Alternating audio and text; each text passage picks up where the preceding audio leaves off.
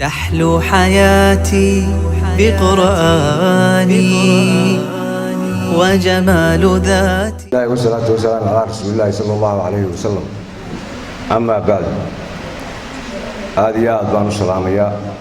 أمد ماشي سكتني لما أنت شرفت له والدينك مامورك يا علماء أنت كده waxaan xafladan waxaan kulay furitaankeeda ayaa maanta anaga nagu soo asumay furitaanka xafladani waxay ama munaasabadan ama musaabaqadan waa tii ugu horeysay ee ka qabsantay degmada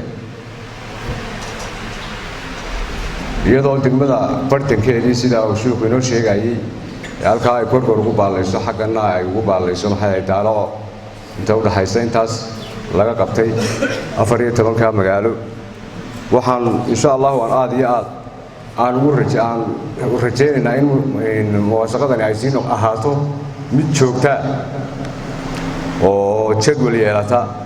oo degmada sanad kasta ka hirgasha waa arrin khayriya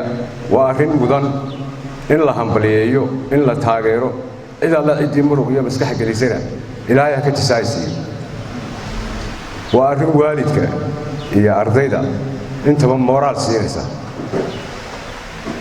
caruurtii yaryarayd ee magaranaysa meelaha waqtigu kaga dhacayay waa arrin ay ku tartami doonaan waa arrin insha Allah aan ku dhaqaalo ku bixin doono inaguna iyo jaayisado aan kaga qayb qaadan doono ka maamulahan wixii ka dambeeya maanta waa arrin fiican in si adag guntiga dhiisha la isaga dhigo waxaan leeyahay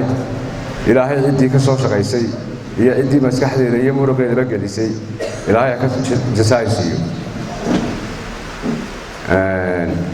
ardayda yaryar ee tartamaysay